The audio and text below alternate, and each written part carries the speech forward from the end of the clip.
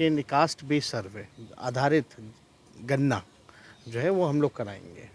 तो ये अच्छी बड़ी जीत हुई है और लालू जी ने सबसे पहले ही यूपीए के समय से ही जो है मांग उन्होंने की थी। कार न्यूज 4 नेशन देख रहे हैं और मैं हूं आपके साथ रंजन सिंह। जातीय आधारित गणना को लेकर हाईकोर्ट में याचिका दायर की गई थी और जातीय आधारित गणना पर रोक लगाया गया था और आज जो फैसला आया वो राज्य सरकार के पक्ष में था, यानी कि अब बिहार में फिर से जातीय आधारित गणना जो है वो करवाई जाएगी। इसको लेकर आज बिहार के डिप्टी सीएम तेजस्वी यादव ने दिल्ली में इस बात को लेकर क्या कुछ कहा है वो बयान हम आपको सुनवाएंगे। साथ ही साथ उन्होंने विपक्षी एकजुटता की जो बैठक हुई है, जो नाम तय हुआ है और आने वाले वक्त में क्या कुछ बातें और होनी है उसको लेकर भी उन्होंने क्या कुछ कहा है, पूरा बयान सुनिए। नहीं नहीं नहीं, इन लोगों को एजेंडे पे बात नहीं करने आता है, ये लोग घुमा फिराता है।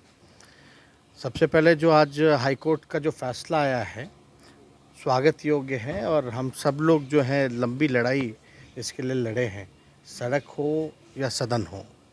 और इसमें हम माननीय मुख्यमंत्री जी को भी धन्यवाद देंगे कि उन्होंने उनके नेतृत्व में जो महागठबंधन की सरकार जैसे हम लोगों ने कमिट किया था कि बनेगी, तो हम लोग सेंसस तो नहीं करा सकते क्योंकि केंद्र सरकार के अधीन है ये जो संविधान में है, लेकिन कास्ट बेस्ड सर्वे आधारित गणना जो है वो हम लोग कराएंगे।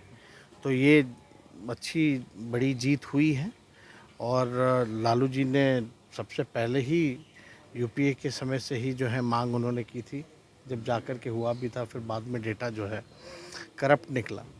तो दोनों नेताओं को हम धन्यवाद देना चाहेंगे, नीतीश जी, लालू जी। और देखिए, जातीय जनगणना तो उसमें जो सेंसस होता था दलितों का, आदिवासियों का या हिंदू मुसलमान का, ही तो होता ही रहता था, लेकिन छूटे हुए कौन लोग थे इसमें?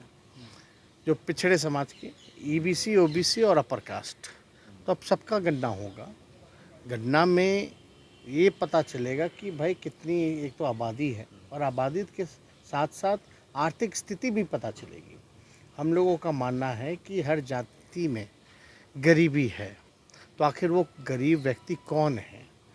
वैसी योजना सरकार जो है, डेटा साइंटिफिक डेटा रहेगा तो योजना हम लोग बना करके लाएंगे, ताकि जो back bencher of the society, जो समाज के अंतिम पैदान पे खड़ा समाज है, जो आपका भूमिहीन लोग जो हैं, जो कचरा साफ़ करने का काम करते हैं, नाला साफ़ करने का काम करते हैं, जो दिहाड़ी मजदूर हैं, उनके लिए एक विशेष योजना लाई जाएगी।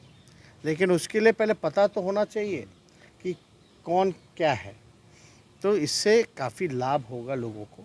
और हमको लगता है कि हम लोगों के मांग के बाद अब कई जगह राहुल जी ने भी ऐलान कर ही रखा था कर्नाटका में कि वो भी कराएंगे। तो अब हमको लगता है कि ये माहौल भी बन रहा है। और जो पिछली इंडिया की जो बैठक हुई, इसमें जॉइंट स्टेटमेंट में भी आप देखिएगा तो उसमें सेंसस की मांग की गई है। अरे बीजेपी वाला लोग तो फंसा करके रखा था ये मामला। आप लोगों को पता है, नीतीश जी के नेतृत्व में हम लोग, हमारे ही मांग पे, उस समय विपक्ष के नेता थे, तो हम लोग प्रधानमंत्री जी से मिलने आए थे और प्रधानमंत्री जी ने मना कर दिया। उसके बाद कई बार जो है केंद्र मंत्रियों ने, राज्यसभा हो या लोकसभा हो, जब इस पे सवाल पूछा गया तो उन्होंने मना किया। तभी तो हम लोग अपने बलबूते पर करा रहे हैं। और मेरा यही दो प्रस्ताव था उस समय। पहला प्रस्ताव कि प्रधानमंत्री जी से मिलिए, अगर वो कराना चाहते तो ठीक है, नहीं तो राज्य सरकार अपने खर्चे पे कराएगी। तब शुरू किया। 80% से ज़्यादा काम हो गया था। बीच में जो है ये भाजपा के लोग ही इधर उधर से पीआईएल करवा करके रुकवाना चाहते थे। तो ये लोग तो इसके पक्षधर हैं नहीं, ये लोग दिखाते कुछ है, करते कुछ है। तो देश की जनता, बिहार की जनता देख लिया कि इनका क्या दोहरा चरित्र रहा है इस मामले में, और ये लाभ जो है अब सबको होने जा रहा है। तो ये तो बिहार के हित में फैसला हुआ है। एक सवाल है विपक्षी एकजुटता को लेकर के, जो कर्नाटक में बैठक हुई या महाराष्ट्र में होने वाली है, क्या उसकी भी कुछ तैयारी? उसके पहले लालू जी ने कहा दिल्ली आकर के मिलेंगे नेताओं से, इंडिया नहीं गठबंधन तो रेगुलर कम्युनिकेशन तो होता ही ना रहता है सब लोगों का।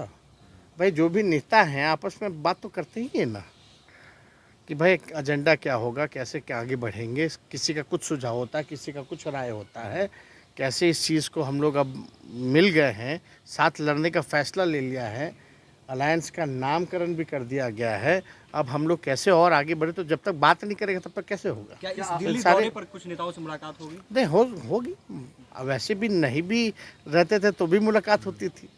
संयोजक पद को लेकर के लगातार चर्चा तो मुलाकात तो होता ही ना रहता है। है। संयोजक पद को लेकर के चर्चा है, क्या मुंबई की बैठक में वो तो उस समय जब होगा, कमेटी बनेगी, संयोजक का होगा, वो तो सारा निर्णय सब लोग बैठ करके सब लोग लेंगे।